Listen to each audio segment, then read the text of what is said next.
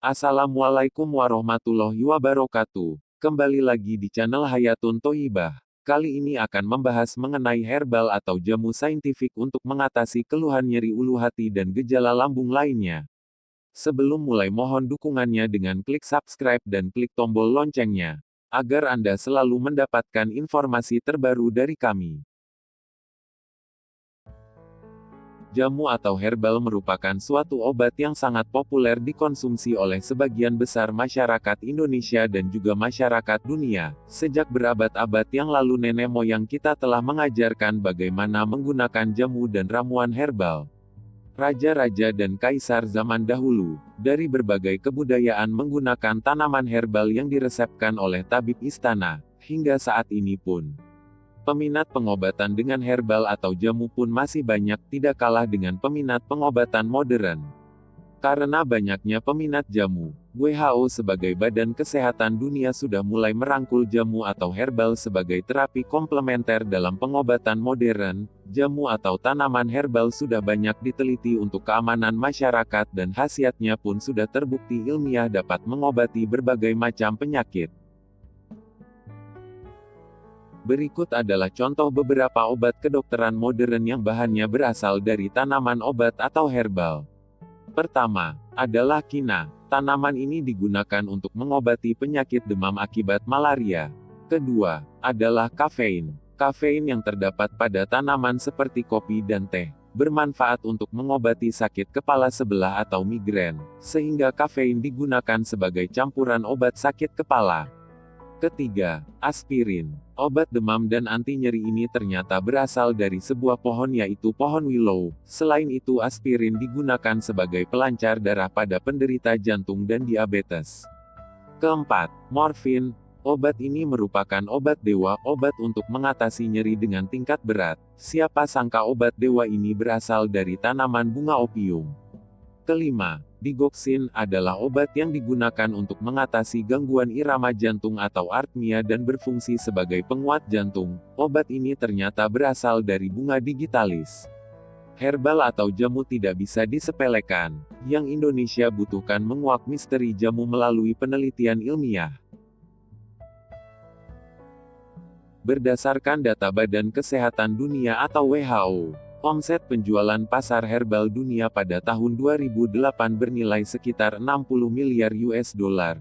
Dengan pasar terbesar adalah Asia sebanyak 39%, diikuti oleh Eropa sebanyak 34%, Amerika Utara sebanyak 22%, dan sisanya negara lainnya sebesar 5%. Nilai pasar tersebut akan terus meningkat dan diperkirakan akan mencapai nilai 150 miliar US dollar pada tahun 2020. Dari total nilai perdagangan produk herbal dunia tersebut, omset penjualan produk herbal Indonesia baru mencapai 100 juta US dollar per tahun atau hanya mencapai nilai 0,22% dari seluruh omset perdagangan dunia. Tentunya, kita masih kalah dengan negara Cina dan Korea, yang menjadi bintang dan merajai perdagangan pasar herbal dunia. Oleh sebab itu, karena pentingnya jamu dalam menopang kesehatan masyarakat dunia, WHO sebagai Badan Kesehatan Dunia dan Kementerian Kesehatan melalui Balai Besar Penelitian dan Pengembangan Tanaman Obat dan Obat Tradisional, atau disingkat B2P2TOOT, mulai gencar melakukan penelitian pada jamu, melalui program saintifikasi jamu. Jamu bisa menjadi solusi sehat yang terjangkau dan menjadi kekuatan ekonomi yang besar. Sebelum kita bahas mengenai ramuan jamu saintifik untuk sakit lambung, mari kita bahas dulu mengenai apa itu sakit lambung. Sakit lambung dalam istilah kedokteran atau medis disebut dengan istilah dispepsia. Dis artinya buruk atau gangguan, dan pepsia artinya pencernaan. Jadi dispepsia adalah gangguan atau rasa tidak nyaman yang berasal dari daerah perut bagian atas, atau yang biasa kita kenal dengan penyakit MAH.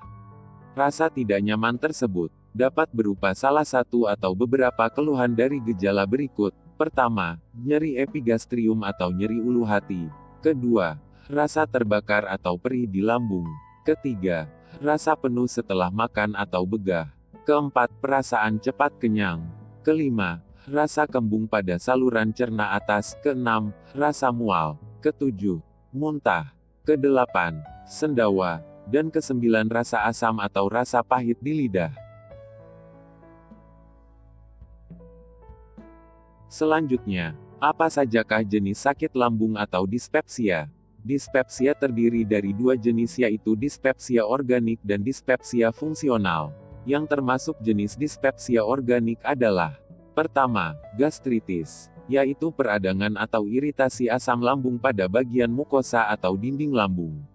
Kedua, penyakit ulkus gaster atau tukak lambung, yaitu luka dalam di area lambung yang dapat menyebabkan perdarahan lambung. Ketiga, ulkus duodenum, yaitu luka dalam di area usus 12 jari yang dapat menyebabkan perdarahan saluran cerna. Selanjutnya adalah dispepsia fungsional. Berbeda dengan dispepsia organik, pada dispepsia fungsional gangguan nyeri lambung tidak disertai dengan peradangan atau luka di lambung. Hal ini dapat dibuktikan melalui pemeriksaan teropong atau endoskopi. Apa penyebab sakit lambung atau dispepsia? Secara umum penyebab dispepsia atau sakit lambung disebabkan oleh: pertama, ketidakseimbangan faktor perusak dinding lambung yaitu asam lambung, dengan faktor pelindung dinding lambung atau lapisan mukosa. Iritasi asam lambung inilah yang menimbulkan rasa nyeri, perih, atau rasa terbakar, sehingga obatnya adalah mengurangi produksi asam lambung, untuk memberi waktu lambung agar sembuh, dengan obat seperti golongan penghambat histamin 2, seperti ranitidin, simetidin, atau famotidin, atau juga dengan obat penghambat asam lambung yang paling kuat, yaitu obat golongan penghambat pompa proton seperti omeprazol, lansoprazol, atau esomeprazol. Kedua, sakit lambung bisa diakibatkan karena gangguan motilitas atau gerak lambung dan usus. Gangguan ini menyebabkan penurunan kapasitas lambung dalam menerima makanan, dan terjadi perlambatan waktu pengosongan lambung, sehingga menimbulkan perasaan begah setelah makan, kembung, dan rasa penuh atau perut tegang. Obatnya adalah dengan obat anti mual, yang dapat meningkatkan gerak usus seperti domperidon atau metoclopramid. Ketiga, adalah infeksi kuman Helicobacter pylori. Kuman ini ternyata bisa menjadi penyebab radang dan perlukaan pada lambung, sehingga menjaga kebersihan makanan dan cuci tangan sebelum makan, menjadi hal penting untuk mencegah infeksi bakteri ini. Untuk pengobatan sakit lambung akibat infeksi kuman Helicobacter pylori perlu tambahan antibiotik. Keempat, hipersensitivitas visceral. Hipersensitivitas visceral atau peningkatan sensitivitas organ bagian dalam, berpengaruh dalam peningkatan sensitivitas saraf yang dapat menimbulkan atau memperberat gejala dispepsia atau sakit lambung, baik dispepsia organik ataupun dispepsia fungsional. Kelima, faktor psikologis. Gangguan psikologis bisa meliputi depresi dan ansietas atau rasa cemas. Beberapa penelitian menunjukkan bahwa depresi dan ansietas berperan pada terjadinya dispepsia fungsional.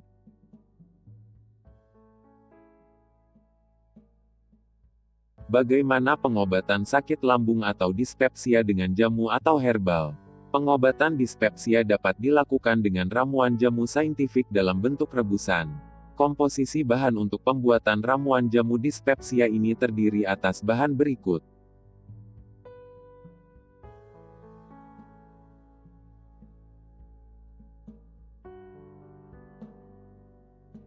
Berikut adalah penjelasan khasiat dari masing-masing tanaman obat. Pertama, kunyit. Penelitian sebelumnya menyebutkan bahwa pemberian kunyit dengan dosis 100 mg per kilogram berat badan, mampu bekerja sebagai gastroprotektif atau pelindung lambung. Sedangkan kurkumin yang terkandung pada kunyit, pada dosis 20 mg per kilogram berat badan mampu melindungi mukosa lambung terhadap iritasi asam lambung dengan meningkatkan sekresi musin atau lendir pelindung lambung.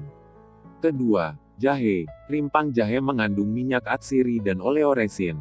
Berdasarkan hasil tinjauan penelitian untuk menilai kemanfaatan jahe sebagai anti mual pada ibu hamil, hasilnya memperlihatkan bahwa jahe lebih efektif dibanding vitamin B6 dalam mengatasi mual dan muntah. Penelitian lain terhadap jahe juga membuktikan bahwa ekstrak jahe dapat menghambat kerusakan lambung pada tikus yang diinduksi oleh indometasin, salah satu jenis obat anti nyeri yang dapat menyebabkan iritasi lambung.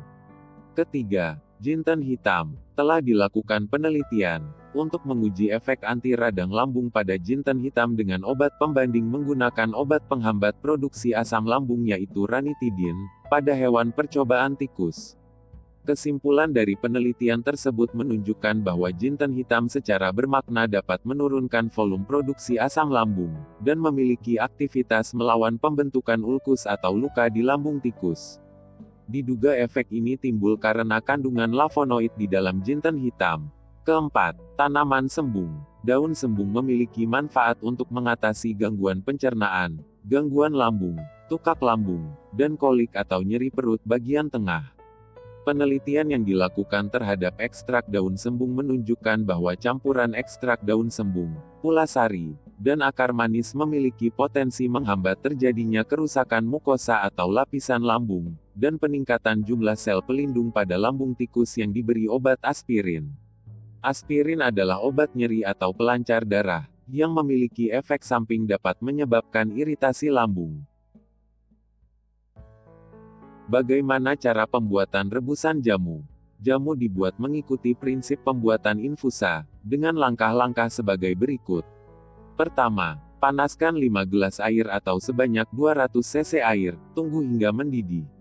Kedua, masukkan ramuan jamu. Ketiga, tunggu selama kurang lebih 15 menit sampai air tersisa sekitar 3 gelas air, dengan nyala api kecil dan sesekali diaduk. Keempat, diamkan hingga jamu menjadi hangat atau dingin.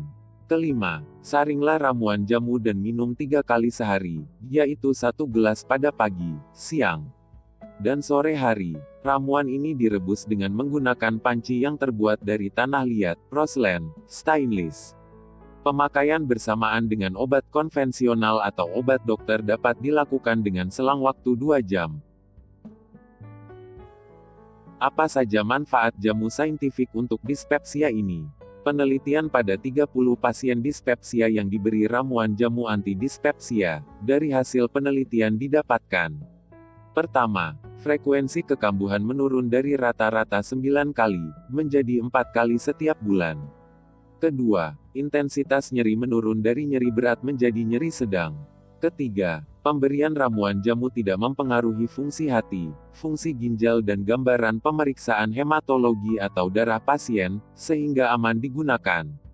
Keempat, ramuan jamu dapat mengurangi intensitas gejala dispepsia yaitu perih, mual dan rasa penuh pada perut tengah bagian atas. Kelima, keunggulan lain. Rasa ramuan jamu dispepsia tidak pahit, sehingga mudah diminum.